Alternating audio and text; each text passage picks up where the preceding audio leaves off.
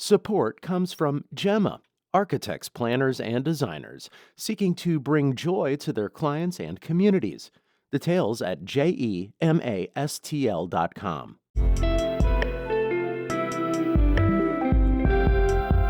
From the St. Louis Public Radio Newsroom, this is The Gateway. It's Wednesday, August 27th. I'm Abby Larico. Comedian and local native Nikki Glaser got a lot of attention for her performance in the roast of quarterback Tom Brady. Tom also lost $30 million in crypto. Tom, how did you fall for that? I mean, even Gronk was like, me know that not real money. But she says that praise also came with pressure. I put everything into that. I just felt like I can't rise to that occasion every single time. And I thought, oh my God, people are going to expect that of me. Glaser chats with STLPR's Emily Woodbury ahead of her tour that will culminate with 2 shows at the Fox Theater in October. That's coming up after this news on The Gateway. St. Louis County Police say natural gas was likely the cause of a massive house explosion that shook a suburban neighborhood on Monday. And as St. Louis Public Radio's Sarah Fenton reports, police say they've ruled out criminal activity as a cause of the blast near Florissant. On Tuesday evening, several of the low-slung ranch homes in the neighborhood had boarded-up windows, and pieces of the exploded buildings still hung in the trees. St. Louis County Police Chief Kenneth Gregory says now that firefighters and first responders have moved out, the county police's bomb and arson unit will begin an in-depth investigation. Gregory says investigators came to suspect gas as the cause after ruling out other reasons. You've heard the talk about meth labs and things of that sort, so they look for those types of things. They're trained to do that, and they determined that with all that was eliminated, they came up with the possibility of gas. The explosion injured 5 people, destroyed 5 homes, and damaged more than 24 others. I'm Sarah Fenton, St. Louis Public Radio. Among those hurt are 18-year-old Dante Anthony Jr., who sustained life-threatening injuries in the blast. The victim's uncle, Terrence Hardy, wrote on social media that 85% of the teen's body was burned and that he was the only one home at the time. The families of multiple victims are raising money through GoFundMe. FEMA has rejected the St. Louis mayor's request for more time. Last night, Federal Emergency Management Agency officials rejected Mayor Kara Spencer's ask for a 30-day extension for people to apply for individual disaster assistance. The deadline for those affected by the May 16th tornado to apply expired at midnight. In a statement, Spencer said she strongly disagreed with the denial, noting hundreds of applications continue to come from affected communities. She requested the 30-day extension last week with the support of the Board of Aldermen. It was the second time the mayor's requested an extension. In early August, she asked for a 60-day extension, but the agency only granted 18 days. It's estimated more than 10,000 properties were damaged by the EF3 tornado that ripped through parts of St. Louis County and city. Governor Mike Kehoe is weighing a request from the Trump administration to deploy Missouri's National Guard in support of federal immigration enforcement. St. Louis Public Radio's Brian Munoz reports. If approved, Missouri's National Guard would help ICE handle clerical, transportation, and logistical tasks, not arrest. A spokesperson for Governor Mike Kehoe says Missouri is among 10 new states identified to provide potential support. The Trump administration would pay for the Guard's use, but the troops would remain under Kehoe's authority. If the governor accepts the request, it would mark the latest expansion of federal law enforcement in St. Louis. The FBI announced it would substantially increase its staffing in the region last week. The possible deployment of the National Guard is separate from the president's recent decision to send nearly 2,000 federal troops and counting to address crime in Democratic-led cities such as Washington, D.C. I'm Brian Munoz, St. Louis Public Radio. President Trump said recently that he wants to get rid of mail-in ballots and voting machines before next year's midterm elections. Missouri Secretary of State Denny Hoskins says he supports removing voting machines. Despite saying Missouri's elections are secure, Hoskins says he wants more hand counting of ballots than currently occurs in the state. He also wants to implement post-election software that monitors election results.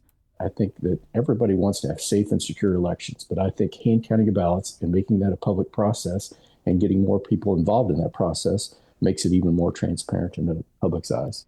Hoskins says his office has removed more than 200,000 people from the state's voter rolls since January. There is no evidence of widespread voter fraud in the U.S. The St. Louis County prosecutor says her office has cleared a backlog of about 6,000 cases that had been awaiting a charging decision. Melissa Price-Smith told members of the county council this week that her staff volunteered to work weekends to review the files. None were for violent crimes such as homicide or assault. Price-Smith says some cases had to be dropped because the delay pushed them beyond the statute of limitations. Prosecutors believe there was not enough evidence to support others. She says new technology should help prevent the backlog from ever reaching that size again.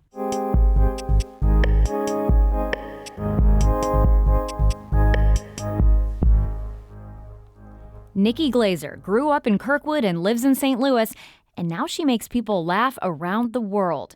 The comedian's profile got a boost recently when she delivered a hilarious set during the roast of quarterback Tom Brady and had a stellar turn at what can be a thankless gig hosting the Golden Globe Awards. If you do lose tonight, please just keep in mind that the point of making art is not to win an award.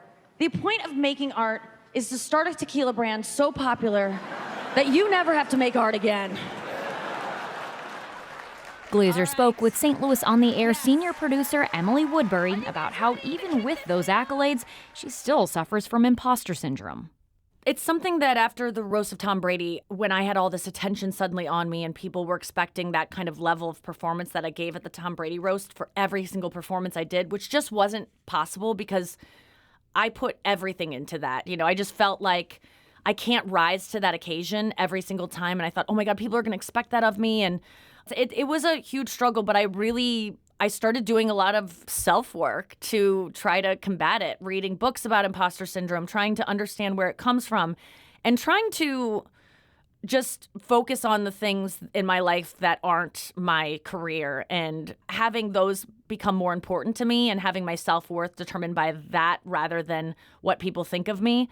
I look at other comedians that I envy of like, their joke structure and the way their ability to do observational comedy, whereas I kind of excel more in like personal stuff and things that I talk about sex a lot and just taboo subjects. And I'm like, why can't I, make fun of a Kleenex box or a refrigerator? Why can't I do more clean comedy? And I'll judge myself about that. And it's like, well, that's just the way I am. And you know what? Those comedians that can do clean comedy, they might not be able to do dirty comedy. I've always looked at them like, they could, but they just choose not to because they're better than me. But maybe it's because they can't. Maybe the fact that I'm able to talk about sex so freely is not because I'm just taking the easy route or because I'm just trying to make people uncomfortable. It's like maybe that's a talent.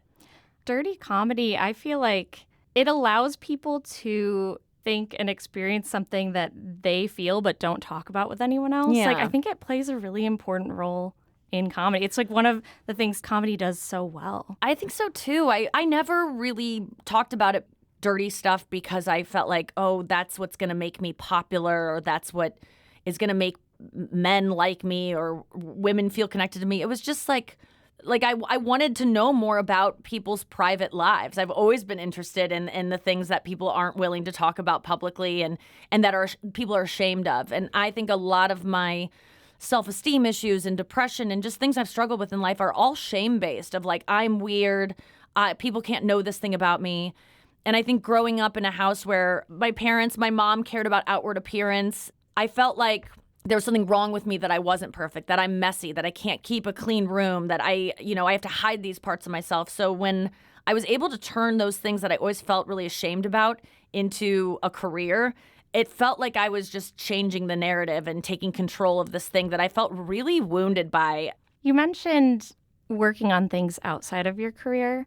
Has a lot of that been living in St. Louis? Absolutely it is. It's just wanting to focus on my family while they're still around and healthy and want to hang out with me. And also just being in a town where, what podcast you are, what spots you're doing that night, what parties you're going to, what red carpets you're attending doesn't matter. That's not here and that's not what people value here. And it just recalibrates me when I'm on both of the coast. It's like constantly comparing yourself and everyone's just really chasing that status. And here it just feels a bit more relaxed and I get back to, what's important here is like having a good time and going out to eat. And I just know that that's really what makes me happy in life is being with my family and being around my niece and nephews as they grow up and spending time with my parents. I'm obsessed with my parents. And so I love living in St. Louis and coming back here. I don't think I'll ever leave, really. That was comedian Nikki Glaser speaking with STLPR's Emily Woodbury. You can hear their entire conversation tomorrow on St. Louis on the Air, or check it out right now on the St. Louis on the Air podcast feed. Also, Glaser describes herself as a huge Swiftie. I wonder if she is among those who learned of Taylor Swift's engagement to Travis Kelce of the Kansas City Chiefs on St. Louis on the Air yesterday afternoon when we announced it. Apparently, the proposal happened in Missouri, too, by the way. Okay, enough of that. You won't be able to escape that news everywhere else you look today. So, The Gateway is a production of St. Louis Public Radio, a listener-supported service of the University of Missouri St. Louis. Music by Ryan McNeely of Adult Fur. I'm Abby Larico, and from the St. Louis Public Radio newsroom, this has been The Gateway.